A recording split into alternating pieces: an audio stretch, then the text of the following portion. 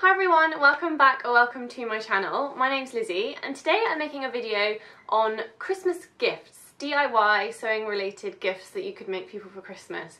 I feel a little bit scandalous mentioning Christmas before we've hit the 1st of December because I love Christmas with all my heart, but I do think it's ridiculous how as soon as Halloween's over, all anyone seems to talk about and all you see on the telly and everything else is Christmas. But anyway, obviously if you're going to make people gifts, you need enough time to kind of plan for that and buy your materials and etc, etc. So today I'm basically going to show you a few things that I've made in the past that I think hopefully might provide you with some inspiration for gifts you could make for your loved ones this year. So without further ado, the first thing that I'd like to show you is something that I made last year as a pre-Christmas gift for my fiance, but it's kind of a gift for both of us really because it's sort of a Christmas decoration, and it is this Christmas bunting advent calendar.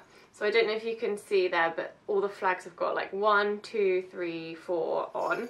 So I made 2 strings of bunting, so there's 12 flags on each string, all the way up from 1 to 24. And the flags are not just decorative, they're actually a pocket. So you can put your advent calendar chocolates and sweets and treats in there. And they've got little bells on the bottom, which I think is just such a cute finishing touch.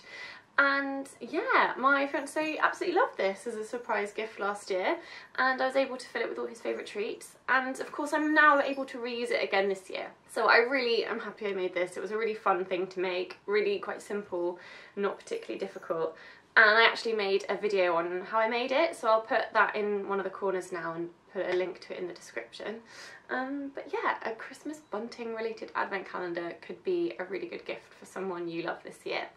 I think bunting can also be a really good gift for children, and I'm actually planning on making some bunting for my nephew Max, and I want to just make him some really fun, not Christmas related, but just general decorative bunting, and put his name on across 3 of the flags. His name's Max, so I want to do a string of maybe 7 flags and have the middle 3 saying MAX, so that he can have that to decorate his bedroom, and I think that will be a really sweet gift that I hope he'll like. Oh, Max is he's 10 months old, by the way, so he'll obviously be a little bit young to fully appreciate it for a few years, but I think it would be a really nice way to decorate his bedroom.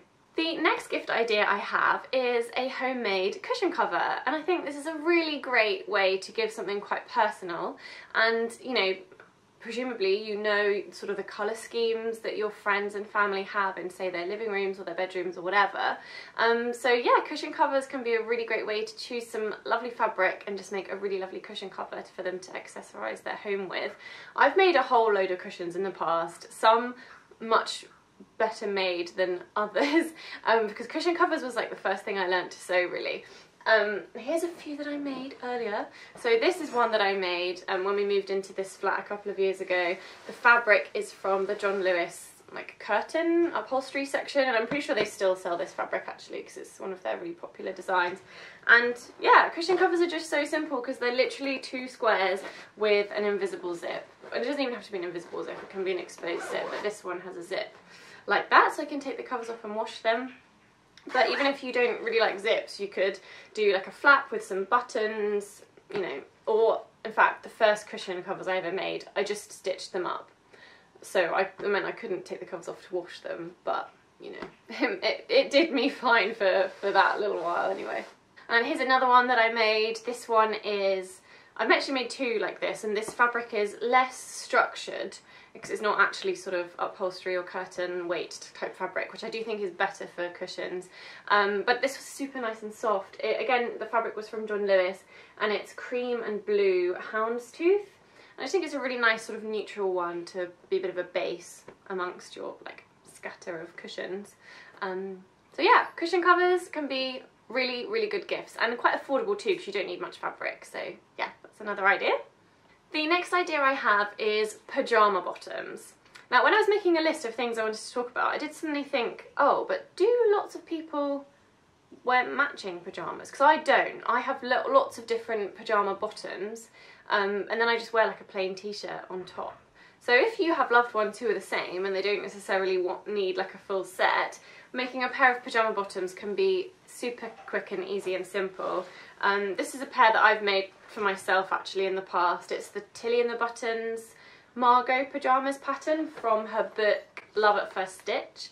So that's where I got the pattern from, but there'll be lots of different pyjama patterns. Yeah, this is made out of like some stripy cotton shirting actually, but what I would like to do this year is to hopefully make some for my fiance out of some brushed cotton, because I think brushed cotton is such a lovely fabric to make pyjamas out of. I've been keeping my eye out for fabric and I hadn't been able to find any brushed cotton that I liked based on colours, because I'm very fussy when it comes to colours. I saw this Instagram post from Fabrics Galore with some lovely brushed cotton, and it's in like navy blue and a little bit of black and a little bit of white. So mostly like the main colour in it is like a dark blue, which I think is a colour that my fiance will really like. So yeah, I'm thinking I'm probably going to order some if they've still got any left in stock. But then, I don't know if any of you can give me any advice on this. I don't know how I'm going to make them for my fiance, because our sort of social lives, like we have a lot of like mutual friends, so we're rarely like home alone. Like if we're out, we're usually both out together, and if we're not out, obviously we're both in the flat. And we only have a small flat. I don't have a sewing room or anything, so it's not like I can shut the door on him and say, you're not allowed in, I'm doing secret sewing, because I sew in our living room, like in our open plan kitchen living room. So there's nowhere for me to go to sew so that he can't see. So it will be really hard for me to make them for him as a surprise. So I'm going to have a think about the logistics of that. And yeah, I mean, they won't take long to make, so I won't need a huge window of time, but tricky. But anyway, pyjama bottoms can be a really quick, easy, but really nice gift to make for someone. A gift that I made for my fiance in the past is one of these microwavable heat bags. I think these are brilliant. They're like an alternative to a hot water bottle, so you essentially put them in the microwave and they get really warm and they hold their heat for quite a long time. So if you just want to warm yourself up, or if you've got achy muscles or something, these are great. And again, it's just so super simple to make. You basically just make a big rectangle, or two rectangles together basically, and fill the middle with wheat. I think it's wheat. I'll double check that it's definitely wheat and put it in the description box of what you actually have to fill it with. Yeah, if you have anyone who likes the whole hot water bottle type thing, or anyone who maybe exercises a lot and gets sore muscles, this can be like a fun, easy little gift to make. The last idea I have is actually not one I've made myself before, but again, I think I'd quite like to try and make one, is a stocking. Like, it would be so simple and such a lovely thing to do, to make a really nice homemade stocking with some really lovely fabric. And I kind of was inspired to think of this because of Amanda from I Sew A Lot, because she posted on Instagram recently about some homemade stockings she'd been making, and I think it's because she's putting together some sewing classes to teach you how to make them, which I think is such a fabulous idea. Unfortunately, I don't think I'm geographically close to where Amanda is to be able to come to one of her classes, but yeah, I'll put links to her YouTube channel and things below so that you can go and check out what she's been posting about her yeah, homemade stockings. But yeah, I'd love to receive a homemade stocking. I think that's a really lovely gift. Oh, I forgot to tell you, I'm wearing today my Tilly and the Buttons Cocoa dress, in case you were wondering. So there you go, those are a few ideas for you of gifts that you could sew for your friends and family this Christmas. Do give this video a thumbs up if you enjoyed it, and subscribe to my channel if you'd like to see more of my videos. My videos are mostly dressmaking related, so I guess this one's a tiny bit off-piste, but yeah, mostly dressmaking over on my channel.